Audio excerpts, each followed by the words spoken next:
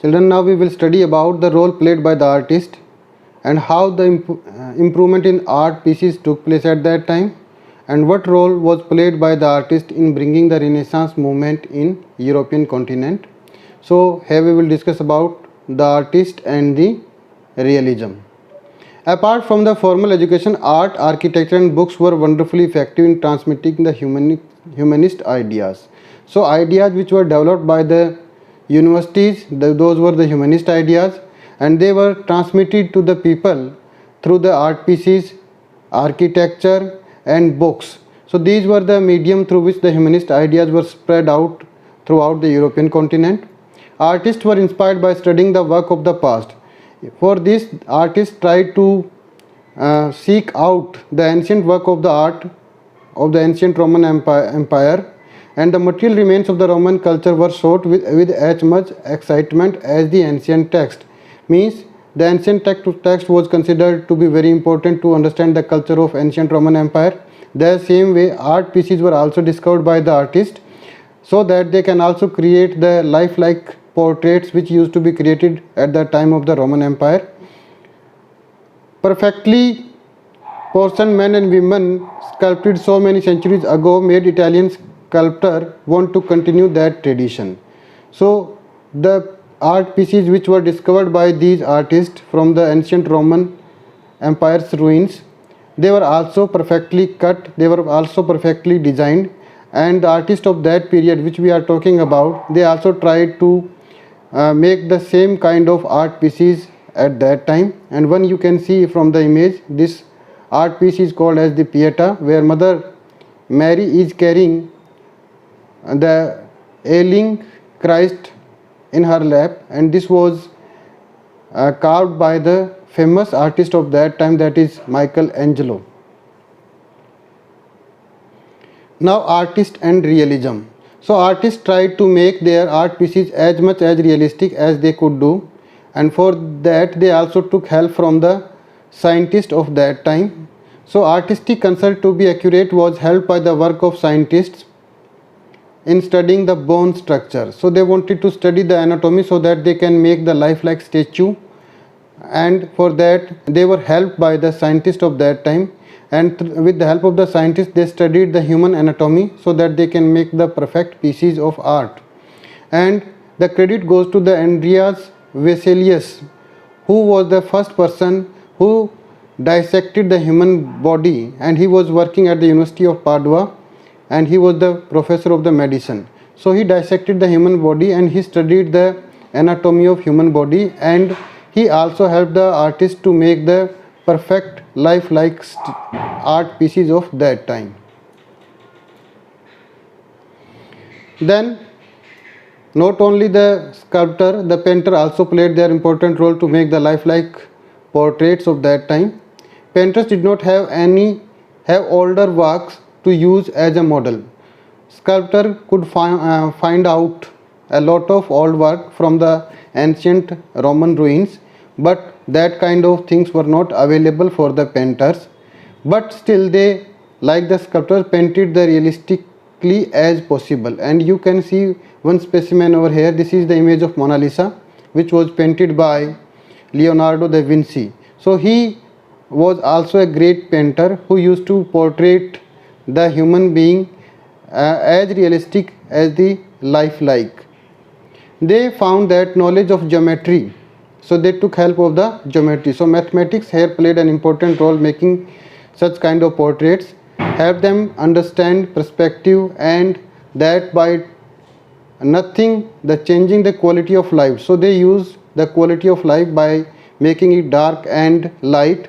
Their picture acquired a three-dimensional quality, and this technology is still used to make a portrait three-dimensional. We use different shades of light. The use of oil as a medium for painting also gave a greater richness of color to painting than before. So they also started using the oil painting, and it proved to be very helpful and to make lifelike portraits at that time. So these were the improvements which took place at that time and the period of Renaissance that we are talking about. In the colors and designs of the costumes in many paintings, there is evidence of the influence of Chinese and Persian art. So they also borrowed some ideas from the Chinese as well as from the Persian art, and that was made available to them by the Mongol rulers of that time, or by the Mongol people of that time. So in this way we can see that the artists tried their level best to make the lifelike portraits, and the sculptor also tried to make the lifelike statues by studying the human anatomy. Now we will discuss the architecture of that time. What kind of architecture used to be built at that time? Architectural designs returned to the classical style of Rome and Greece. So they also copied their architecture from the ancient Roman style and the Greek style.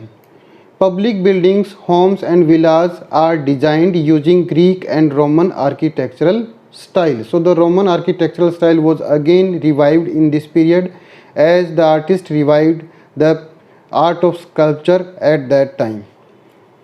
Renaissance building features includes columns, domes and vaulted ceilings. So you can see that this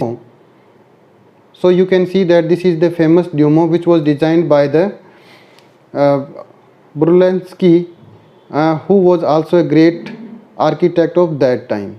So Brunelleschi designed the first domed building at that time, and this is the Duomo of Florence, which is also very famous building till date.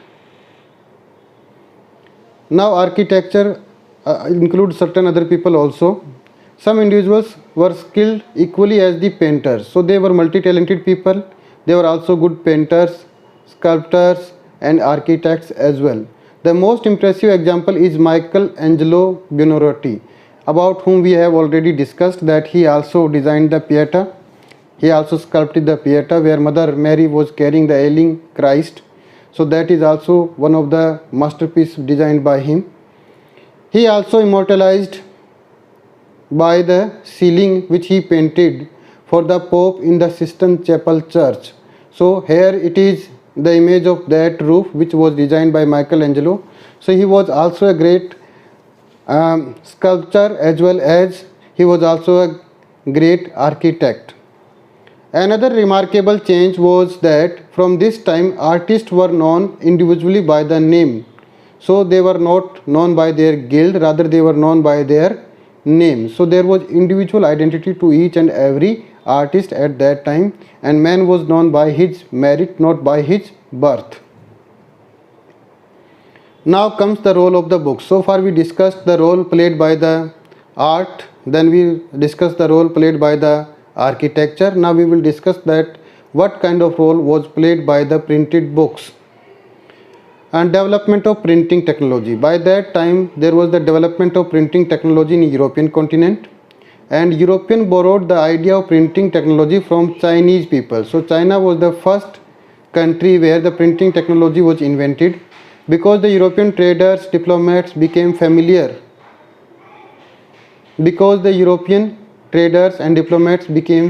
with it during their visit to the Mongol ruler's court. So the European used to visit the Mongol ruler's court at that time, and they came across the printing technology which was used by the Chinese, and they borrowed it from there. And earlier texts were found in handwritten form. So before coming of the printing technology, books were written by the hands, so there used to be manuscripts, and you know that the production of study material in that case remains very limited, and they could not be produced as much as it can be produced with the help of a printing press. So the written material was less widely available, and it used to be very costly. So a very few number of people could read and write, and they can also read a very less number of books.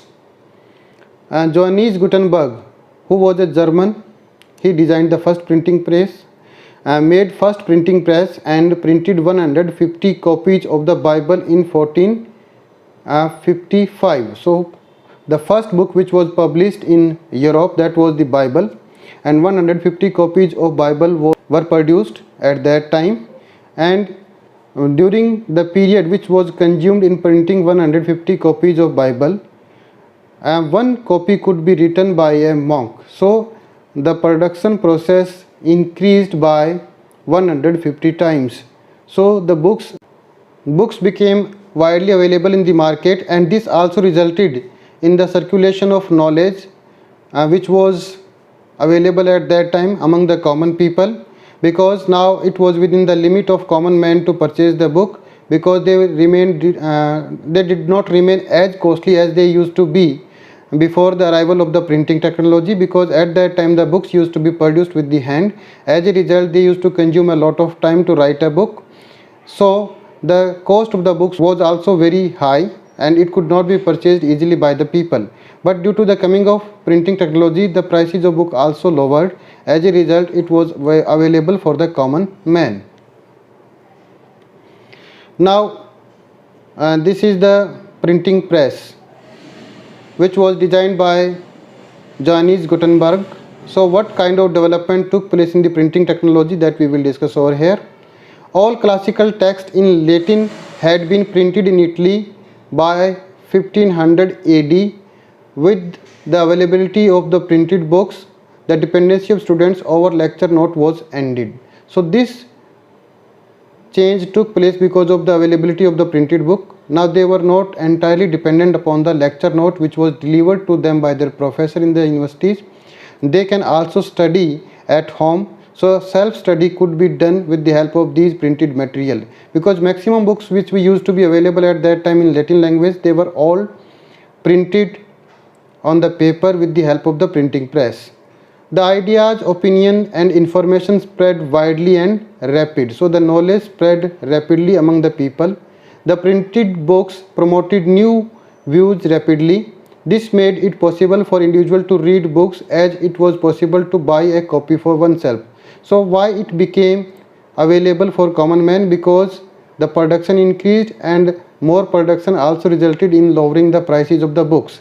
So everybody could purchase a book and they can read it. The printed books were the chief factor to spread the humanist culture quickly across the Alps by the end of 15th century. Alps is the mountain which is in Europe. So beyond the Alps, from Italy, the literature also spread to other parts of Europe, and there also it spread the humanistic culture which originated from Italy. So the ideas which originated from Italy, they were circulated throughout the entire Europe with the help of the printed material. You can see that this is a specimen of the book which was printed at that time.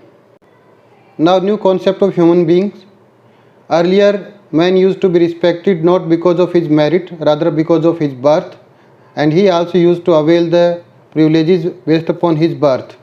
But now this concept was changing because of the spread of knowledge and humanistic culture.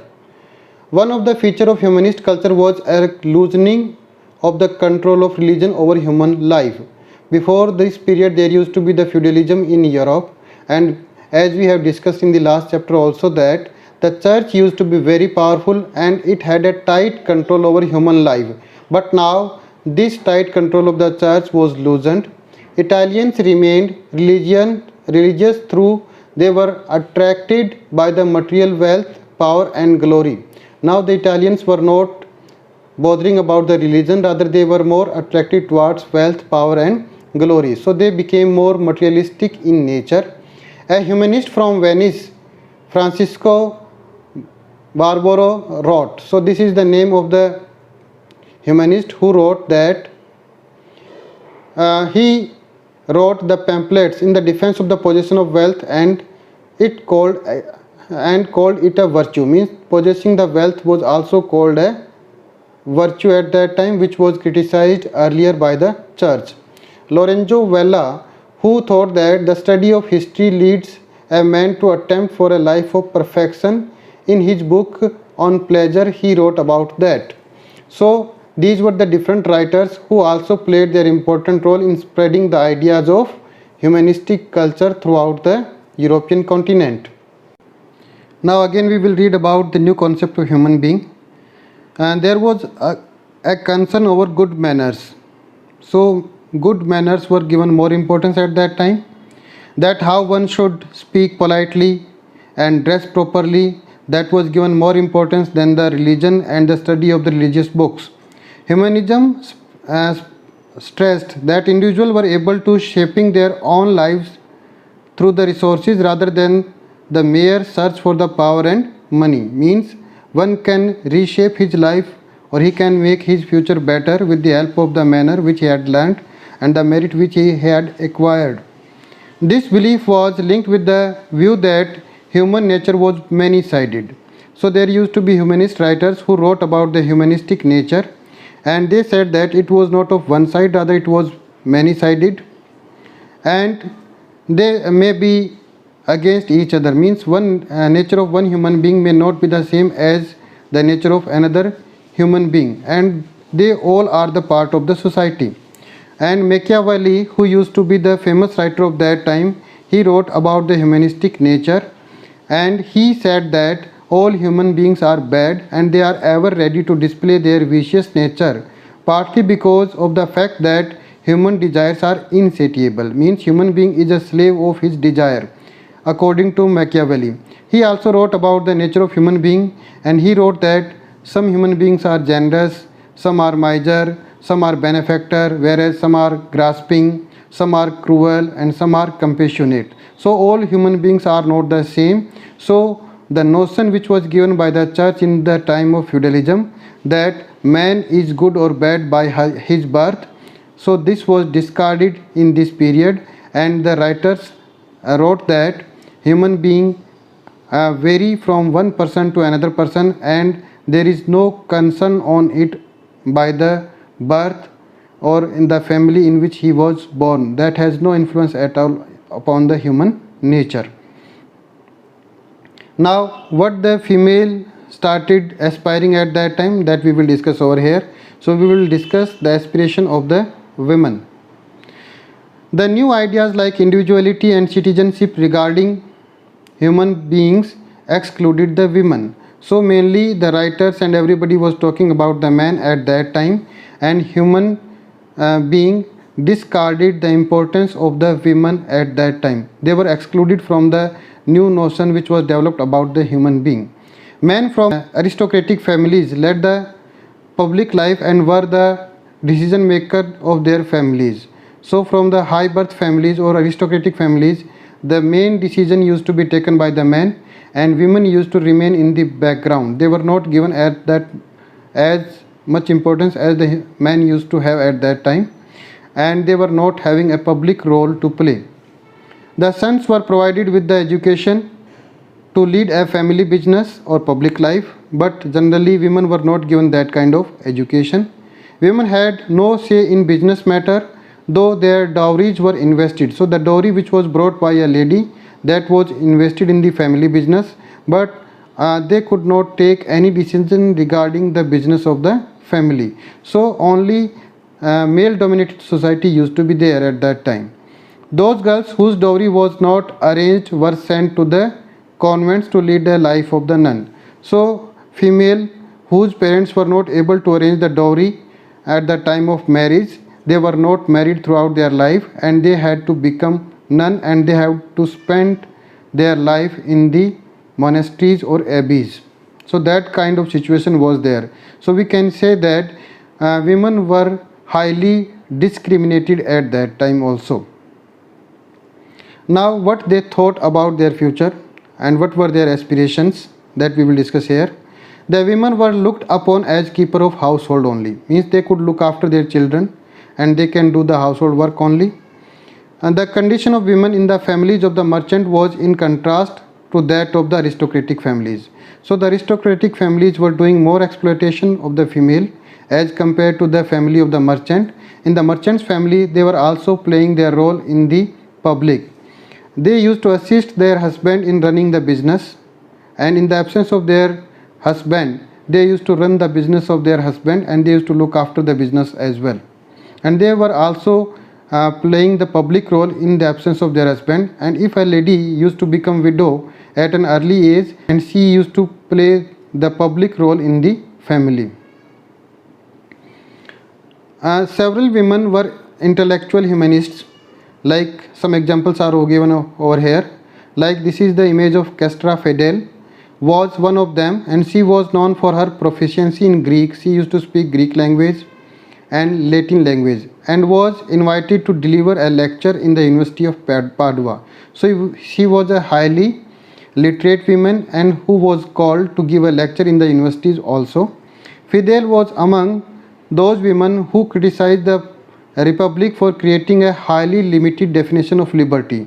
So she always criticized the humanist ideas of that time, that they are very narrow minded and they have talked about the liberty of men only, not about the women. So that narrow definition of liberty was criticized by Cassandra Fidel, that favored the wishes of men over those of women.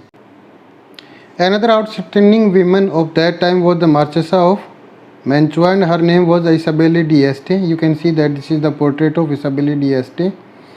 And she ruled the state in the absence of her husband, and the court of that small state got fame for its intellectual vividness.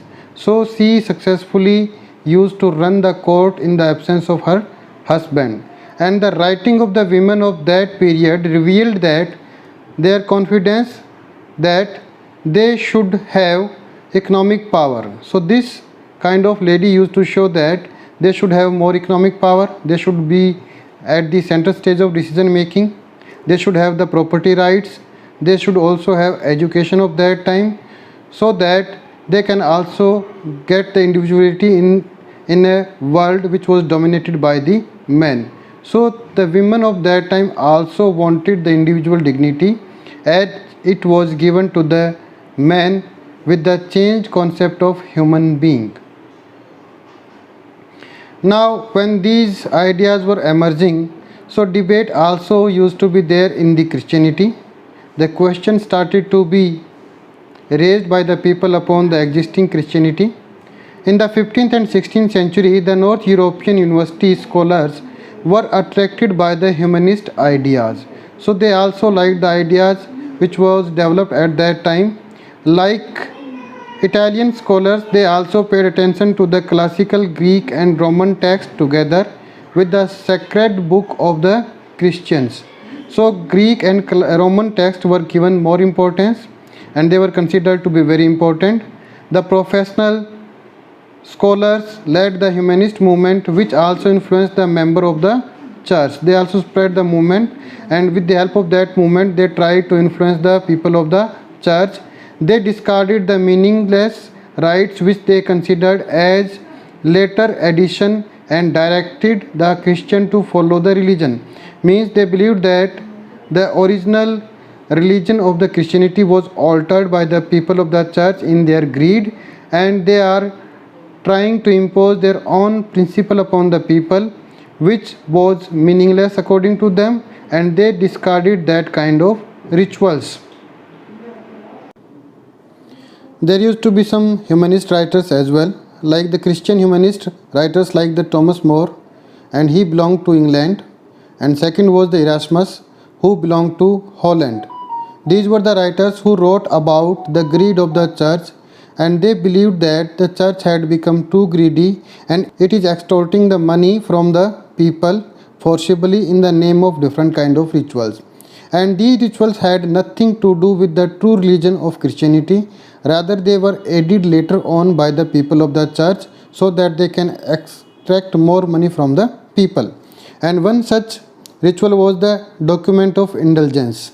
So this was a document which was sold by the church, and the church used to promise that the document which is issued by the church after paying a particular fee will free the people from the sin which they had committed in the past.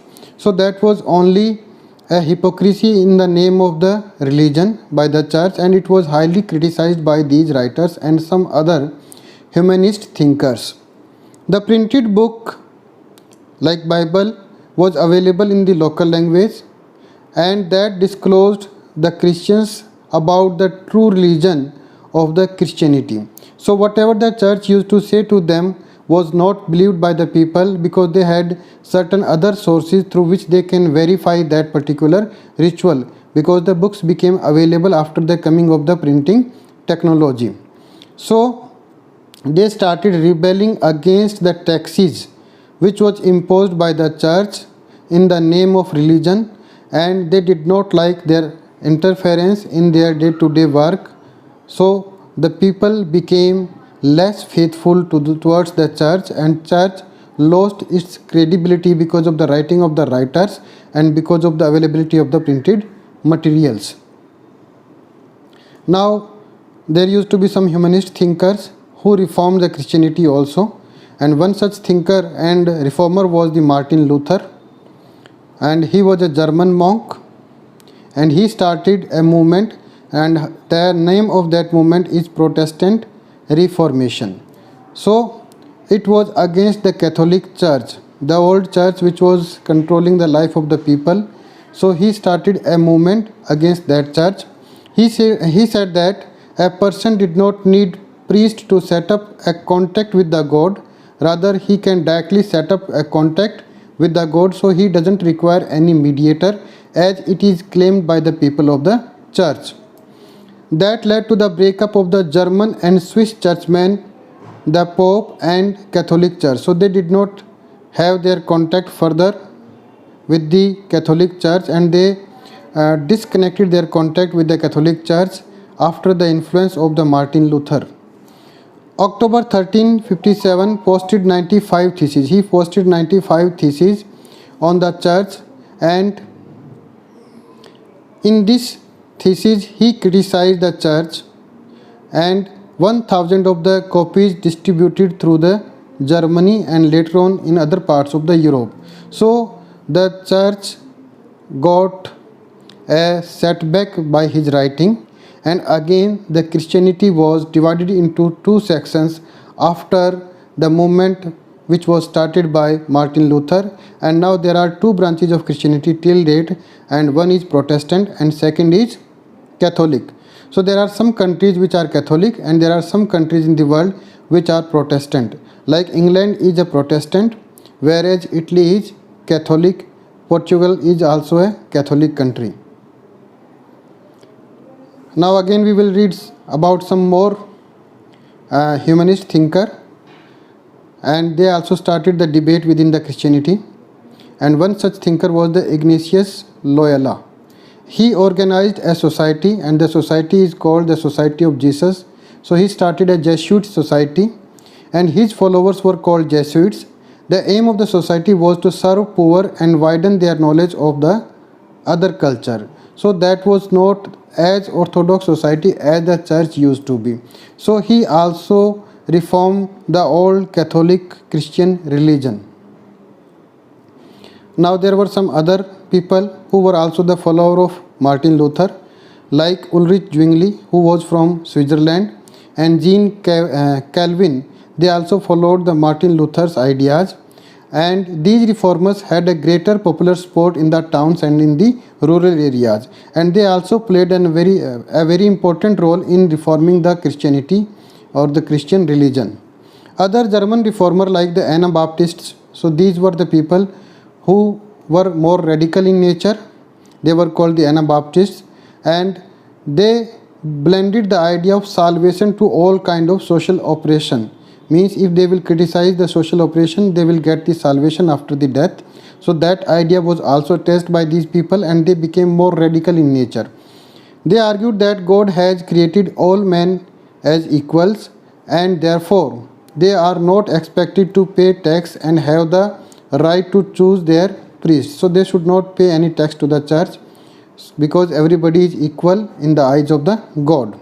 These ideas influenced the feudal oppressed peasantry, and they also revolted. So the feudalism oppressed the peasantry because they were highly discriminated on the basis of the birth, because in feudalism everybody was not considered equal.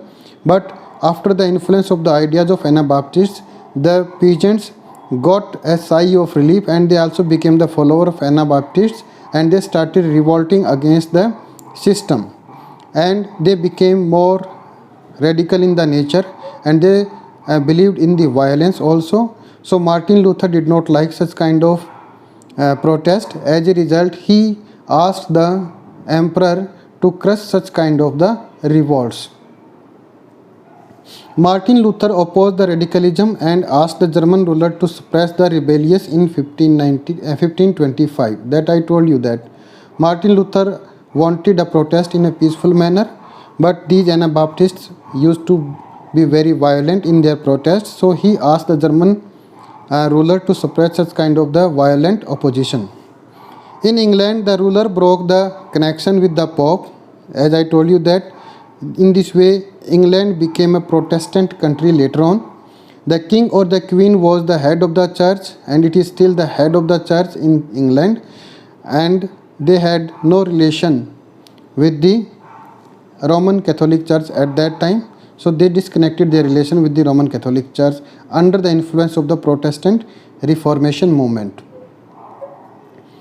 One important writer, that is the Desiderius Erasmus. He was from Holland. Erasmus was a Dutch scholar, humanist and theologian. You can see his portrait here. Erasmus was ordained a Catholic priest but never practiced priestly duties. So he became a Catholic priest but he never did his duty because he did not like it. Instead, he studied theology and classical Greek work at the University of Paris and Cambridge. Erasmus was critical of some of the practices and doctrine of the Catholic Church. As a result, he started writing against the Catholic Church, and he played a greater role in the Protestant Reformation movement. Erasmus sought to reform the Catholic Church.